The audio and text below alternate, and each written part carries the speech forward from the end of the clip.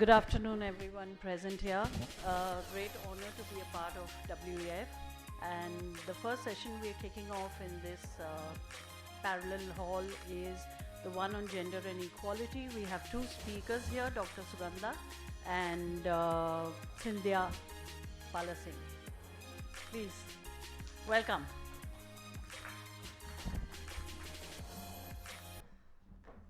We can have the speaker speak for 3 minutes and then could have a short interaction since we don't have too many speakers.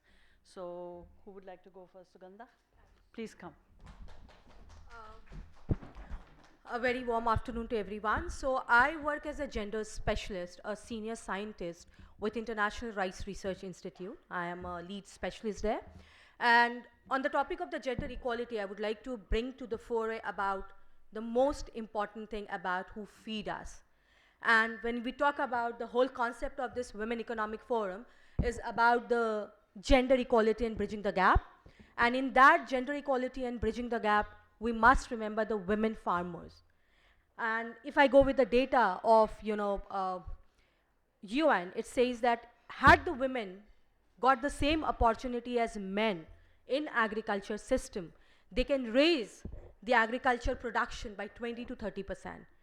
This data itself talks about the importance of bridging the gender gap in agriculture, where we provide A, equal opportunity to women farmers, B, we also provide them an equal opportunity to have right knowledge and right financial support as well when they do innovations in farming. And last but not least, the most important is about economic empowerment. And when we talk about economic empowerment of women farmers, it is about giving them financial support and also taking them as a farmer first, which we are actually lacking across South Asia. It's not only about India.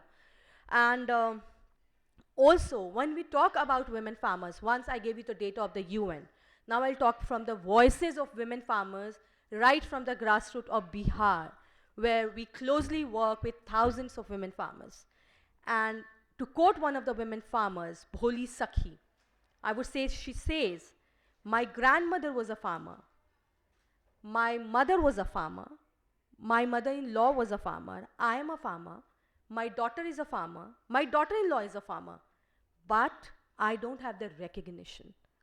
And I was just listening to the plenary session, and all of us are women here, and even the men, because men cannot come to this world without women. So when it comes to the men and the women, the identity of any women is very important. Whether it is at our household, we are known as wives of certain people, but very less people know us from our name when we are married. So that's one aspect of gender equality. And the same thing is happening in agriculture, where in spite of doing back-breaking work from dusk to dawn, the women farmers are not getting their due, which they are deserving. From last 1 decade, if we see the data, definitely women farmers have come to the foray. And even for the climate change, we are living in the world of new normal. And we are here without mask after almost 2.5 years. And now recently, I think we are again going into that whole chain of wearing mask and all. So see, when we are in the world of new normal, the new normal needs women equal participation. And for the climate change, it is not possible to deal with it if you do not have women on the board. And this is what I just wanted to put to the foray of Women Economic Forum. So when we talk about Women Economic Forum, let's remember the women farmers who are feeding us. There are a lot of migration happening in India from rural to the urban area. We don't have time, so I won't go to the data, but all of us has our background from rural India. So we know that. So let's work, join hand together, and I really invite all the members of Women Economic Forum to go back to respective states, to go back to their respective countries, and start thinking, start reflecting. Then when we eat, we feed our children and family, that's coming from a women farmer. So ending my point, I would say, when we talk about filling the gender gap, for 2020 or 2030 we are aiming for, we need to recognize women farmers. Let's celebrate them. Let's stand with them wherever we can. So thank you so much. And I really thank Women Economic Forum for giving me this opportunity to come and speak. Yeah, thank you.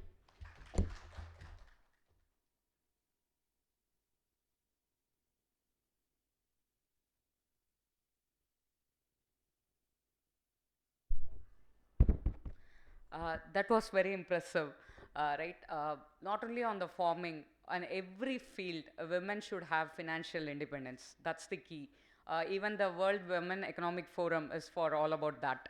I am from a technology background. I am a tech marketer. I started my career 13 years before, and I wanted to be in marketing all along. So I started my career with Blue Star as a field marketer, then headed marketing for Reddington, and then moved to Freshworks. And I was heading technology partnerships marketing for them. And now currently I am heading global marketing for a company called Vajro. So we know the statistics, right? In fact, STEM, we will call that technology education as STEM. So in a STEM background, we have more than 60% of students as women actually currently. But when they enter into the workforce, only 29% of the overall workforce have women in the technology field. In that, about 40% drop in the first 10 years of this career.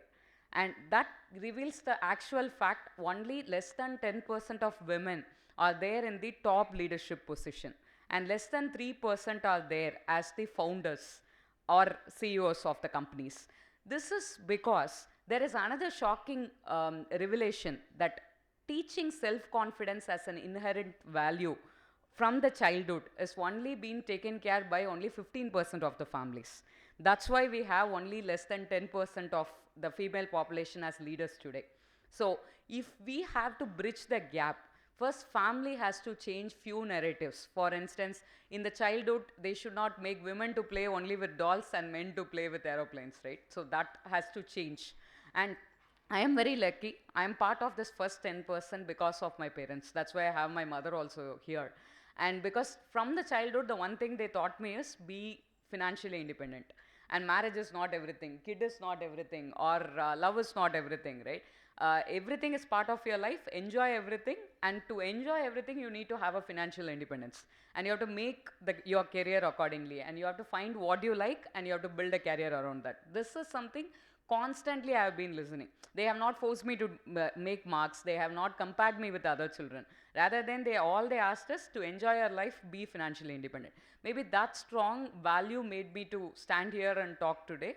So one thing, if we really need to bridge the gap and change the narrative, we as parents, future generation, the kids has to be taught that inherent value of being independent, especially financially. So thank you for this opportunity. Thank you once again.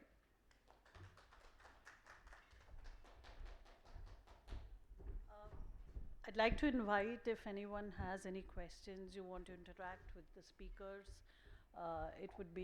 It would probably cover a few more aspects that they might not have covered in their speeches. So feel free to ask questions. I have one for you, Cynthia. Uh, how do you, in your daily operations and in your daily life, how do you ensure gender equality at work and at home? So, if we have to do that, first in our mind, we need to remove that bias, right? If we are consciously trying to be equal, then there is some issue. So, I have built my team subconsciously, like more than 60% of my team are women. So, because that is not because that I have consciously filled 60% with women. I have taken the bias that women will work less or men will work more, women may get into family ways, so I have removed those biases. So when we see only the talent and pick the right people for a job, irrespective of the gender, the real talent will win. So automatically women will be more in those day-to-day lives, right? So we, I always say that, right, from our ancient days, it is proven that women do multitasking.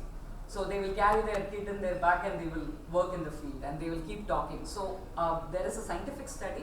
Our brain is subconsciously, both right and left brain work simultaneously only for women, actually.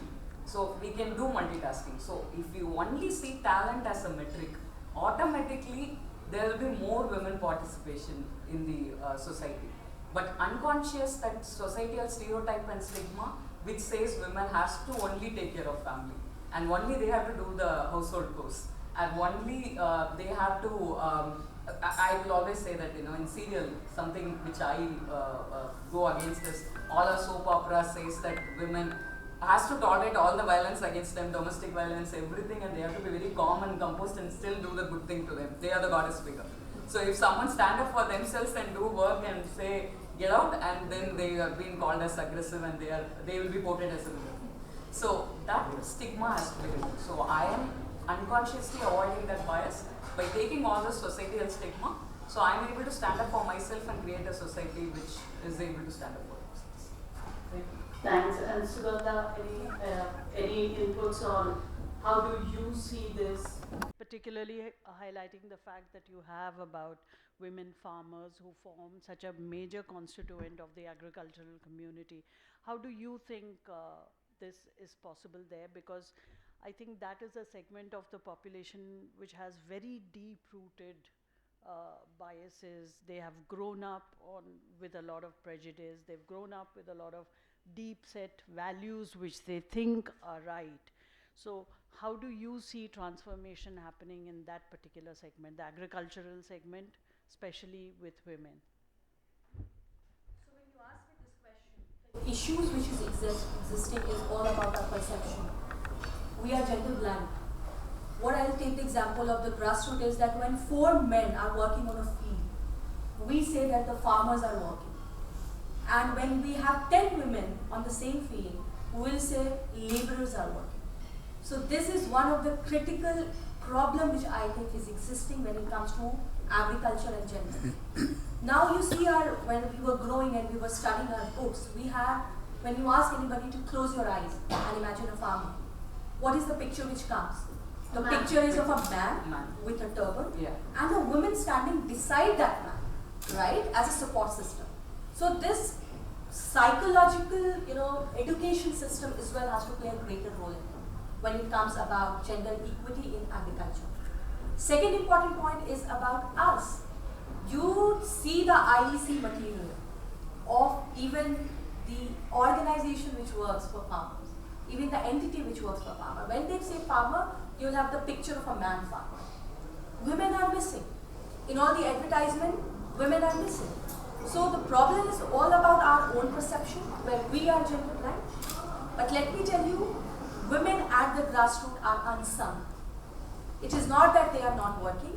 It is not that they are not realizing the importance of what they are doing in agriculture. It is all about us as a community who say that we want a better world, who say that we want the world of equity. Whenever I come in such forums where we talk about gender equality, let's talk about women power. Let's be very, very loud in this. Because once you start talking about the women powers, it really creates a shift in the perception and even in the perspective.